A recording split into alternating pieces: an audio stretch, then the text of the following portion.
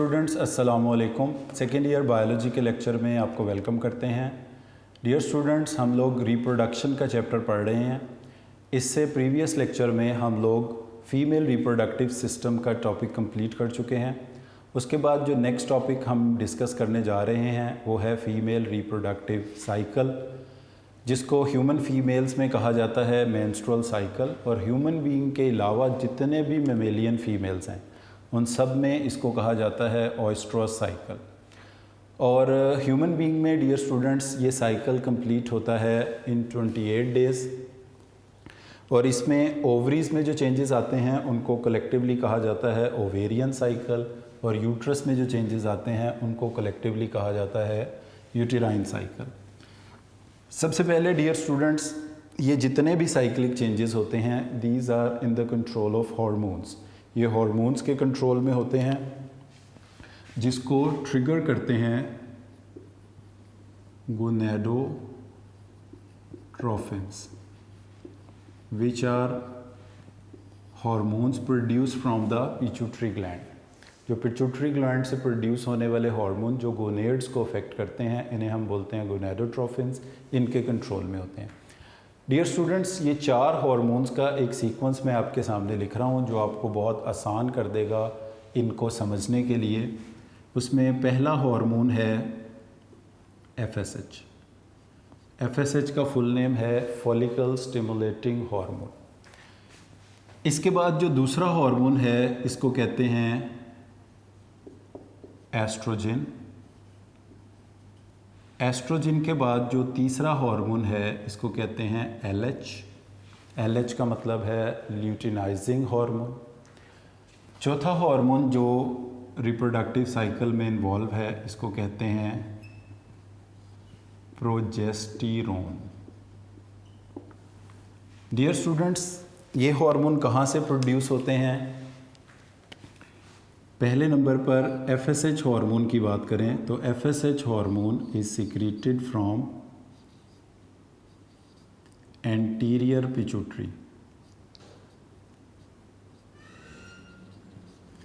उसके बाद LH hormone is also secreted from the anterior pituitary. ये दोनों hormones anterior lobe of pituitary gland से आते हैं और ये दोनों हार्मोन्स गोनेडोट्रोफिन्स हैं। इसके बाद डियर स्टूडेंट्स, ये जो बीच में 2 हार्मोन्स हमने लिखे हैं एस्ट्रोजन और प्रोजेस्टेरोन। एस्ट्रोजन सिक्रीट होता है फ्रॉम मैच्योरिंग फॉलिकल्स और राइपनिंग फॉलिकल्स भी आप इसको कह सकते हैं। यानी ये ओवरीज़ का हार्मोन है, ये गोनेडोट्रोफिन नहीं है। और progesterone hormone dear student secrete होता है कॉर्पस ल्यूटियम से, जिसको हम रप्चर्ड फॉलिकल्स भी कहते हैं।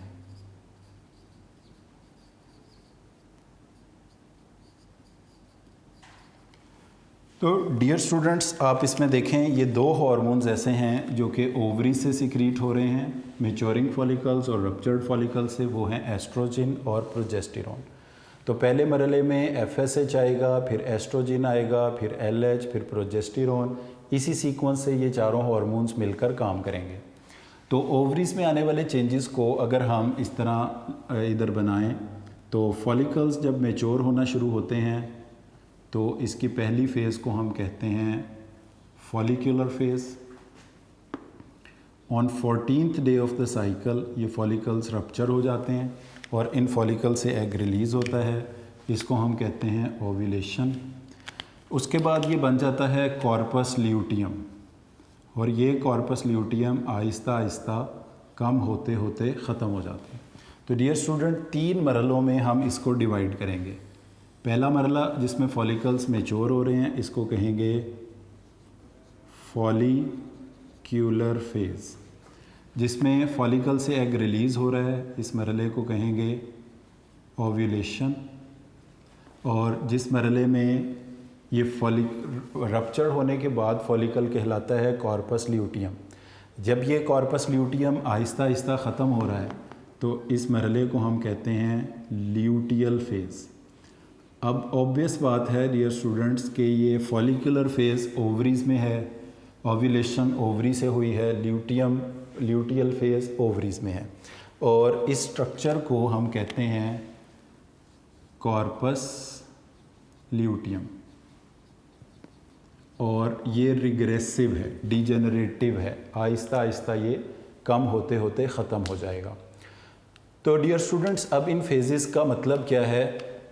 फॉलिकल स्टिमुलेटिंग हार्मोन आके सबसे पहले ओवरीज के फॉलिकल्स को स्टिमुलेट करता है। अब ओवरीज में सेवरल फॉलिकल्स हैं, उनमें से अप्रॉक्सीमेटली 400 फॉलिकल्स हर साइकिल के अंदर स्टिमुलेट होते हैं।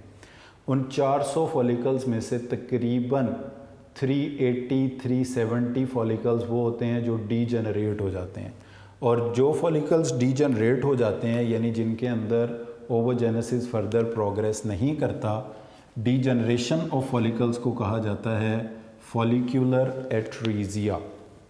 डीजेनरेशन ऑफ फॉलिकल्स को बोला जाता है फॉलिक्यूलर एट्रीजिया। तो डियर स्टूडेंट, जब फीमेल रिप्रोडक्टिव साइकिल स्टार्ट होगा तो उसके स्टार्ट में जो हार्मोन आएगा इसका नाम है FSH। FSH हार्मोन बहुत सारे फॉलिकल्स को, अप्रॉक्सीमेटली 400 फॉलिकल्स को हर साइकिल में स्टिमुलेट करेगा। इनमें से वो फॉलिकल्स जिनके अंदर ओवोजेनेसिस आगे प्रोसीड नहीं करेगा वो डीजेनरेट हो जाएंगे, और डीजेनरेशन ऑफ फॉलिकल्स को कहा जाता है फॉलिक्यूलर एट्रीजिया। 20 के करीब फॉलिकल्स ऐसे हैं जो कि मैच्योर होने की तरफ जाएंगे, बट उनमें से किसी एक फॉलिकल से एग रिलीज़ होगा। जब एग रिलीज़ होगा तो ये प्रोसेस कहलाएगा ओव्यूलेशन। तो dear students, first phase follicular phase का मतलब ये है कि फॉलिकल्स का मैच्योर होना, और मैच्योरेशन ऑफ फॉलिकल्स को हम बोलते हैं follicular phase. After completion of follicular phase follicles rupture होंगे, एग रिलीज़ होगा जिसको हम कहेंगे ओव्यूलेशन, और ये रप्चर्ड फॉलिकल्स बन जाएंगे कॉर्पस ल्यूटियम। डियर स्टूडेंट्स, जो ओव्यूलेशन कराने वाला हार्मोन है, इस हार्मोन का नाम है LH, ल्यूटिनाइजिंग हार्मोन, और उसके बाद कॉर्पस ल्यूटियम बन जाएगा तो प्रोजेस्टेरोन हार्मोन सिक्रीट होगा। अब हम अगर यहाँ पर कुछ हार्मोन्स की सीक्वेंस को ड्रॉ करें तो ये लाइन हमारी फॉलिकल स्टिमुलेटिंग हार्मोन के लेवल को डिस्क्राइब कर रही है।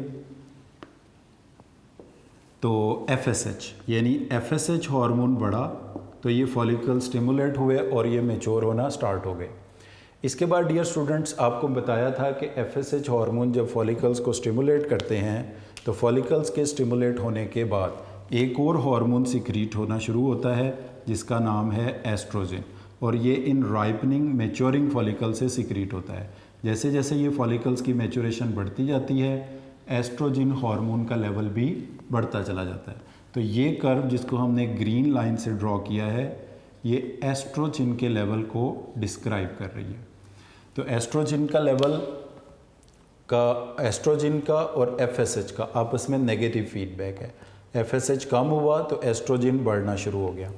इसके बाद डियर स्टूडेंट, एक और तीसरा हार्मोन है जिसको हम कहते हैं LH हार्मोन का लेवल कम होता है, मगर ये एस्ट्रोजन के बढ़ने के साथ बढ़ता है और एस्ट्रोजन के कम होने के साथ कम होता है।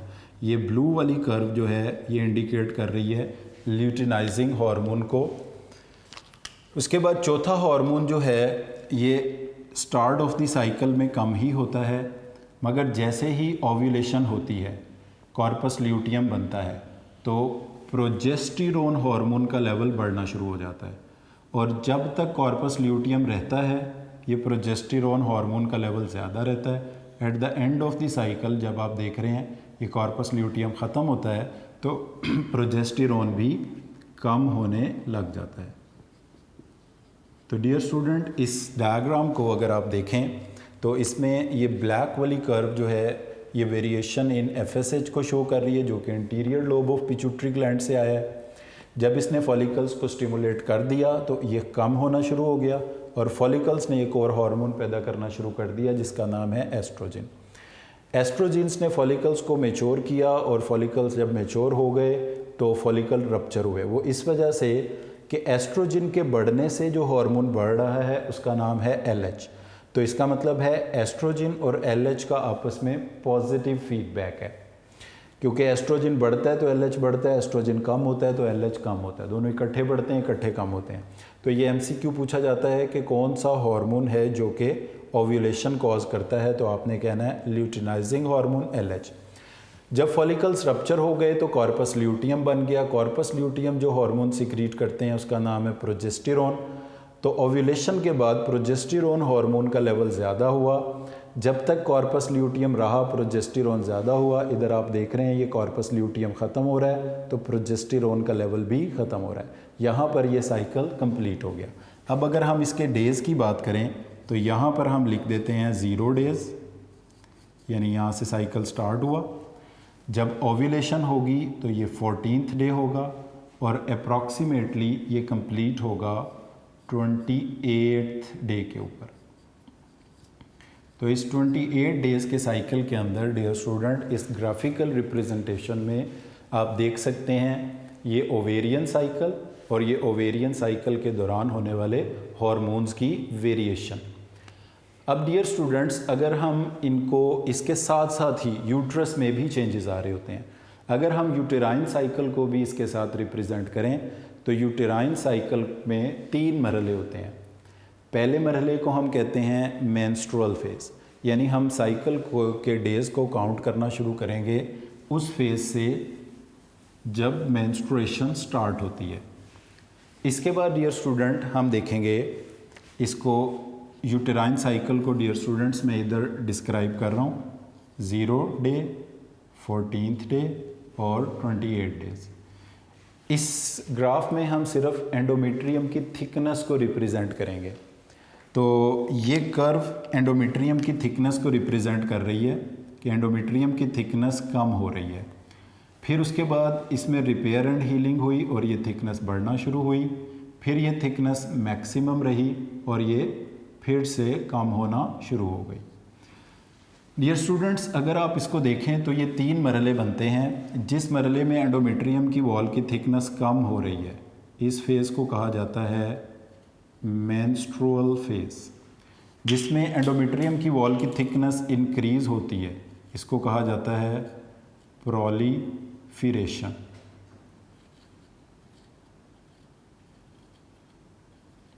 और जिस मरहले में इसकी थिकनेस मैक्सिमम रहती है इसको कहा जाता है सिक्रीशन। तो डियर स्टूडेंट ये ग्राफ रिप्रेजेंट कर रहा है यूटेराइन साइकिल को। तो आप देख सकते हैं कि यूटेराइन साइकिल कब से हम इसको काउंट करना शुरू करेंगे, from the day of menstruation. सबसे पहले तो इसमें यह है कि जिस फेज़ में एंडोमेट्रियम की वॉल की थिकनेस कम हो रही है this is representing endometrium thickness. तो एंडोमेट्रियम की वॉल की थिकनेस कम हो रही है तो इस मरहले को कहा जाएगा मेंस्ट्रुअल फेज़। तो एंडोमेट्रियम के जो ब्लड वेसल्स हैं, ग्लैंडुलर सेल्स हैं, वो वहाँ से डिटैच होंगे, वो वहाँ से डिस्चार्ज आउट होना शुरू होंगे। फिर उसके बाद end of the menstrual phase हो जाएगी। तो मेंस्ट्रुअल फेज़ लास्ट करती है फॉर अबाउट 3 to 7 डेज़। फिर उसके बाद एंडोमेट्रियम की वॉल की थिकनेस दोबारा बढ़ना शुरू होगी, उसमें फिर से ब्लड वेसल्स आएंगी, फिर से वॉस्कुलराइज होगी। वॉस्कुलराइजेशन का मतलब होता है increase in the number of blood vessels.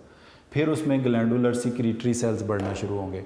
तो repair and healing of endometrium होगी और ये बढ़ते बढ़ते 14th डे यानी ओव्यूलेशन वाले डे पर पहुंच जाएगी। उसके बाद ओव्यूलेशन होगी। ओव्यूलेशन के बाद सिक्रीटरी फेज़ का मतलब है कि एंडोमेट्रियम की वॉल की थिकनेस मेंटेन रहेगी मैक्सिमम। तो 3 फेज़ जिसमें एंडोमेट्रियम की वॉल की थिकनेस डिक्रीज़ हो मेंस्ट्रुअल फेज़, जिसमें इंक्रीज़ हो प्रोलिफरेटिव फेज़, जिसमें मैक्सिमम और मेंटेन रहे उसको सिक्रीटरी फेज़ या सिक्रीशन इसको बोलते हैं। डियर स्टूडेंट अगर आप इसको कंपेयर करें तो मेंस्ट्रुअल फेज़ कब आती है, इसी तरह यही हार्मोन्स का पैटर्न अगर आप इस पर अप्लाई करेंगे तो आप देखें कि ओवेरियन साइकिल में जब फॉलिकुलर फेज़ होती है तो इधर मेंस्ट्रुअल फेज़ होती है। इस फॉलिकुलर फेज़ के इन बिटवीन में आके यानी शुरू के 3-4-5 दिनों के बाद जब एस्ट्रोजन हार्मोन का लेवल बढ़ना शुरू होता है तो यहाँ से प्रोलिफरेटिव फेज स्टार्ट हो जाती है। फिर एस्ट्रोजन और एलएच जब पॉजिटिव फीडबैक के ज़रिए ओव्यूलेशन कराते हैं तो प्रोलिफरेटिव फेज़ एंड हो जाती है और सिक्रीटरी फेज़ स्टार्ट हो जाती है। तो यहाँ से आप देख सकते हैं कि ये फेजेस किस हार्मोन के इन्फ्लुएंस में है। जैसे सिक्रीटरी फेज़ को जिस हार्मोन ने मेंटेन किया हुआ है इसका नाम है प्रोजेस्टेरोन। प्रोलिफरेटिव फेज़ को जिस हार्मोन ने मेंटेन किया हुआ है इसका नाम है एस्ट्रोजन। इसी तरह मेंस्ट्रुअल फेज़ में जो हार्मोन ज़्यादा होता है वो एफएसएच को प्लस लिख दें, जो कम होता है उसको प्रोजेस्टेरोन कह दें। तो डियर स्टूडेंट्स, ये तीनों चीज़ों को आप यहाँ पे कंपेयर कर सकते हैं, ओवेरियन साइकिल, यूटेराइन साइकिल और ओवेरियन और यूटेराइन साइकिल के दौरान होने वाले हार्मोनल चेंजेस। यहाँ पर डियर स्टूडेंट्स ये तीन टर्म्स की हम बात करेंगे। नंबर 1 पर है menarche.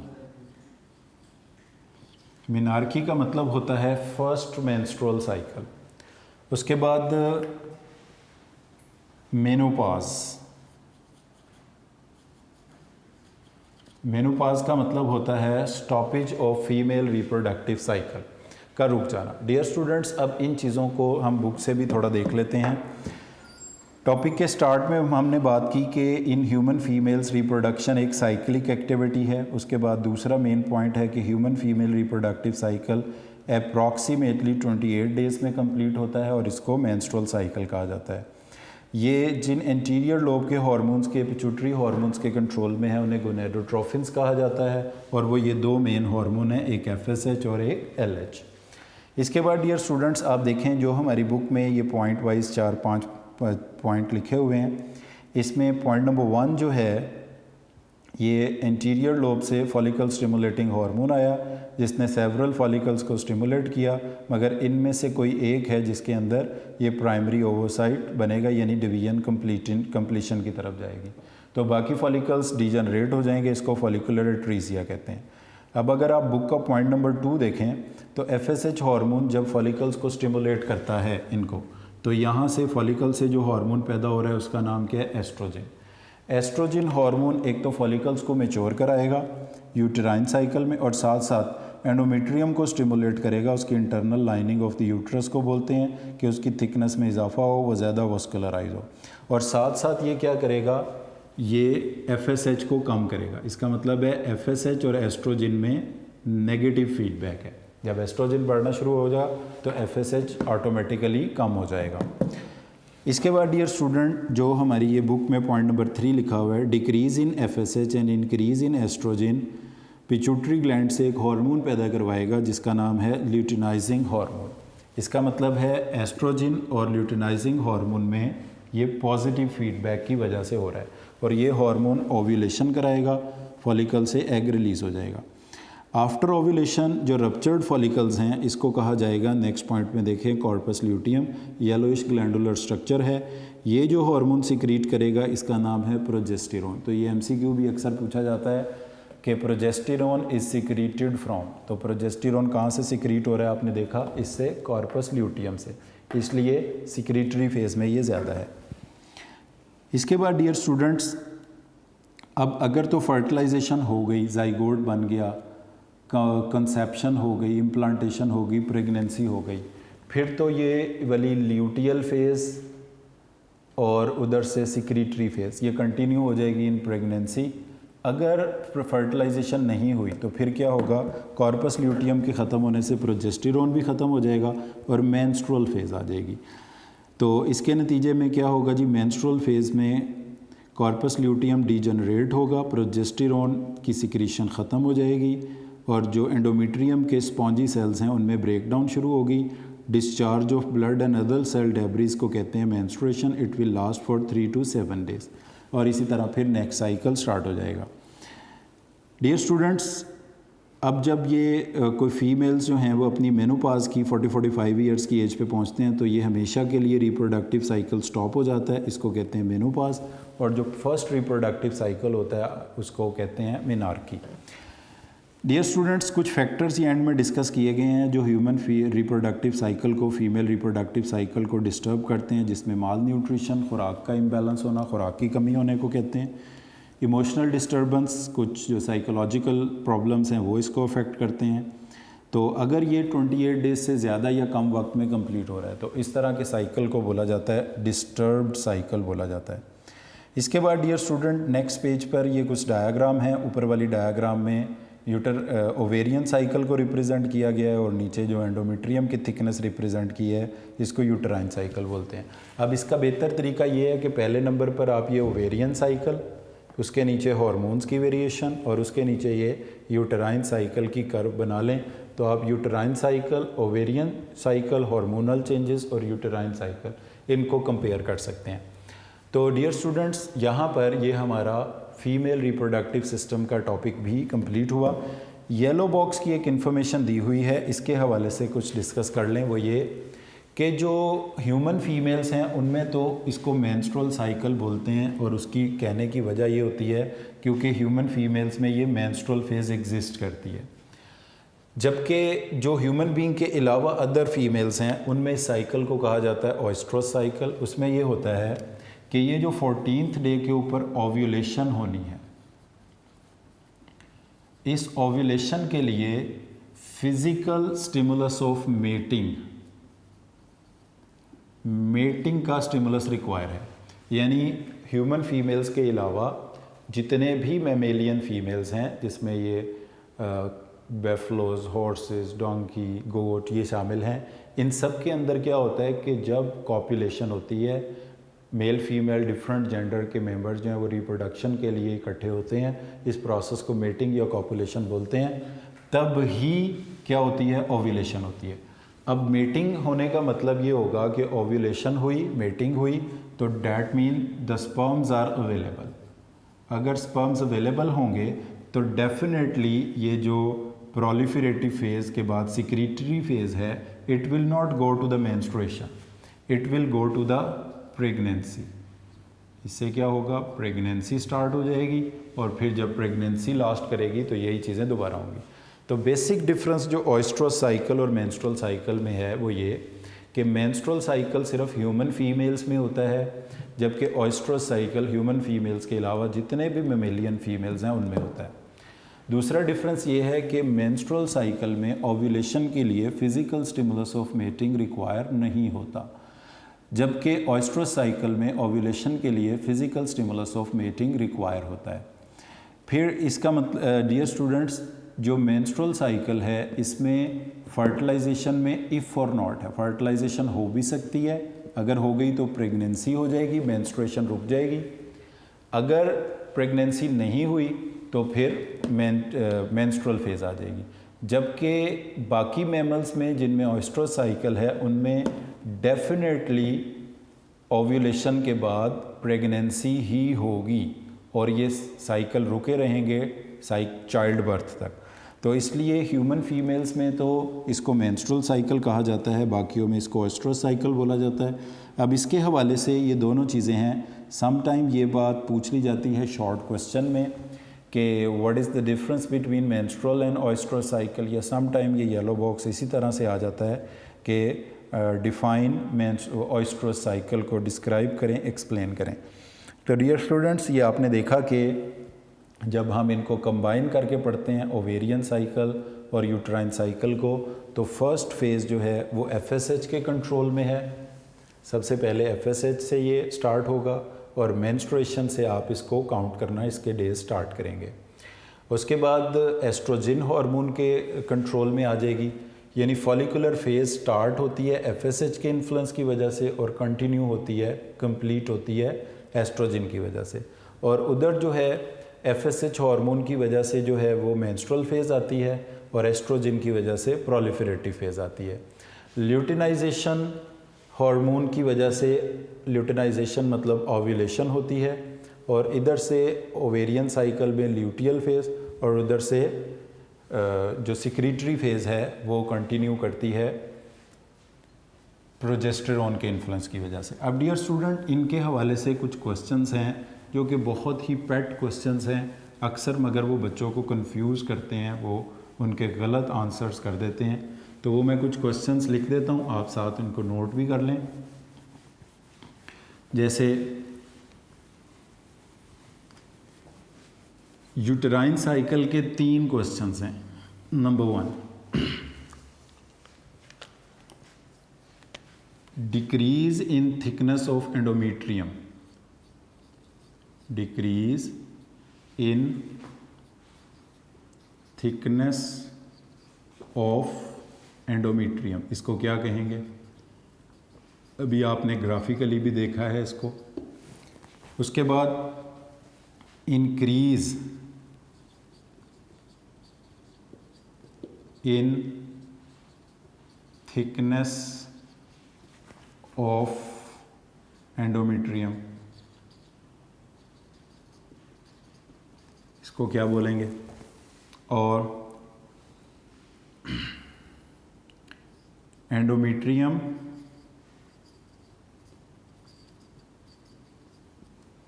become maximum thick during, तो इसको क्या बोलेंगे? अब डियर स्टूडेंट, इनके आंसर अगर हम देखें तो जब भी एंडोमेट्रियम की वॉल की थिकनेस डिक्रीज़ हो रही है तो इस फेज़ को कहा जाता है मेंस्ट्रुअल फेज़। जब भी एंडोमेट्रियम की वॉल की थिकनेस इंक्रीज़ होती है तो इसको कहा जाता है प्रोलिफेरेशन। इसी तरह जब एंडोमेट्रियम की वॉल की थिकनेस मैक्सिमम रहती है, मेंटेन्ड रहती है, तो इस फेज़ को कहा जाता है सीक्रीटरी फेज़। तो ये 3 क्वेश्चन हो गए। उसके बाद डियर स्टूडेंट्स कुछ हार्मोन्स के क्वेश्चंस मैं आपको बता दूं। Number 1, which of the following hormone causes ovulation? Which of the following hormone causes ovulation? कौन सा हार्मोन है जो ओव्यूलेशन कराता है? दूसरा, which of the following hormone is secreted by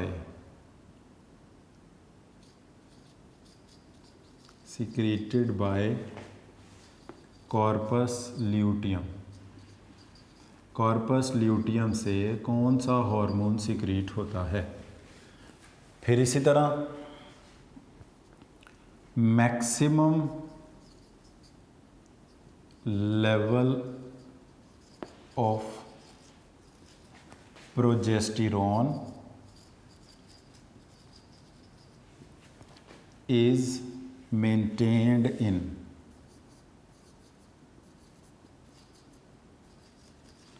कौन सी फेज़ में प्रोजेस्टेरॉन हार्मोन का लेवल मैक्सिमम होता है? तो अब अगर इनकी हम बात करें, which of the following hormone causes ovulation, तो आंसर होगा LH, luteinizing hormone ovulation cause करता है।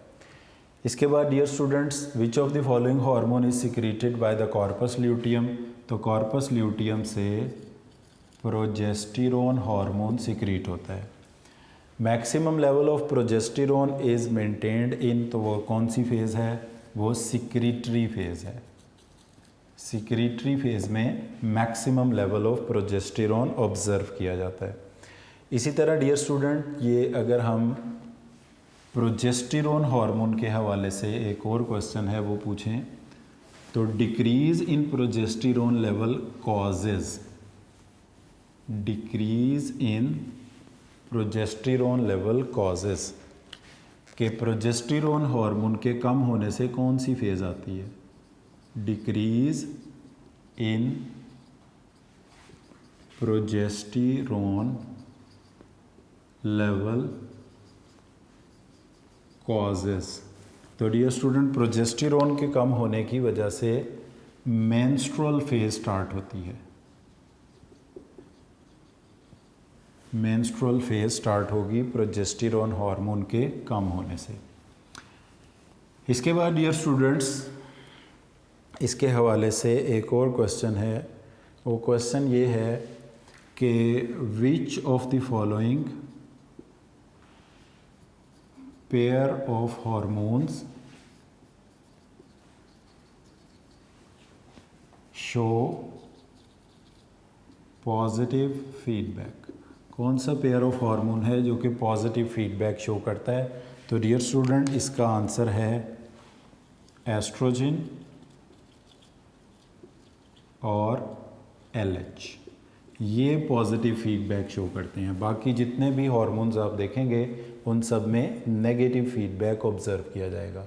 तो डियर स्टूडेंट्स, ये मैंने कुछ MCQs आपको बताए। इसके अलावा ये टॉपिक बहुत ही इम्पॉर्टेंट टॉपिक है बोर्ड के लॉन्ग क्वेश्चन के टॉपिक्स में से भी। तो इसमें आपने डायग्राम को भी प्रैक्टिस करना है और हार्मोन्स को, उनकी फेजेस को भी याद रखना है। शुरू में मैंने आपको एक हार्मोन्स का सीक्वेंस बताया है, मैं फिर यहाँ लिख देता हूँ। आपके जितने भी क्वेश्चन हैं वो इस सीक्वेंस को याद करने से हो जाएंगे कि FSH हार्मोन आएगा, इसके बाद कौन सा बढ़ेगा? एस्ट्रोजन, मगर FSH और एस्ट्रोजन में नेगेटिव फीडबैक है। फिर कौन सा बढ़ेगा? LH एस्ट्रोजन का पॉजिटिव फीडबैक है। इनके कम होने से कौन सा बढ़ेगा? प्रोजेस्टेरोन, तो प्रोजेस्टेरोन का इनके साथ नेगेटिव फीडबैक है। इसी सीक्वेंस में ये चारों हार्मोन सिक्रीट होते हैं और ये रिप्रोडक्टिव साइकिल को कंट्रोल करते हैं। बाकी डियर स्टूडेंट्स, इसमें से जो शॉर्ट क्वेश्चंस हैं मेन वो हैं कि ऑस्ट्रोस साइकिल और मेंस्ट्रुअल साइकिल में क्या डिफरेंस है, या व्हाट इज़ ऑस्ट्रोस साइकिल, इसको डिफ़ाइन कर दें। इसके अलावा मेनोपॉज किसे बोलते हैं, मेंस्ट्रुएशन किसे कहा जाता है, और कॉर्पस ल्यूटियम क्या होता है, डिस्टर्ब्ड साइकिल्स क्या होते हैं। मैं इनके आंसर भी बता देता हूँ आपको। कॉर्पस ल्यूटियम कहते हैं रप्चर्ड फॉलिकल्स को, a yellowish glandular mass which secretes a hormone known as progesterone. Endometrium की वॉल के थिकनेस का कम होना, वहाँ से सेल्स का, ब्लड वेसल्स का वेजाइना के थ्रू डिस्चार्ज आउट होना, इस प्रोसेस को कहते हैं मेंस्ट्रुएशन या मेंस्ट्रुअल फेज बोलते हैं। और ये MCQ में पूछा जाता है कि मेंस्ट्रुअल फेज कितने टाइम लास्ट करती है? 3 to 7 डेज़ लास्ट करती है।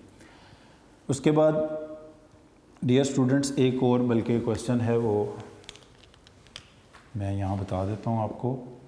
विच of the following phase, child birth में भी इसका जिक्र आएगा, लीड्स टू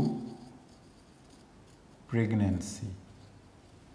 कौन सी फेज़ है जो प्रेगनेंसी को लीड करती है? तो डियर स्टूडेंट, ओव्यूलेशन होती है 14th डे पे, जहाँ प्रोलिफरेटिव फेज़ एंड और सिक्रीटरी फेज़ स्टार्ट होती है। तो अगर प्रेगनेंसी हो जाती है तो सिक्रीटरी फेज़ ही जारी इनटू प्रेगनेंसी चली जाएगी, मेंस्ट्रुएशन नहीं आएगी। तो अगर आपसे पूछा जाता है कि कौन सी फेज़ प्रेगनेंसी को लीड करती है, तो आप इसमें कहेंगे सिक्रीशन, या secretory phase will lead to the pregnancy.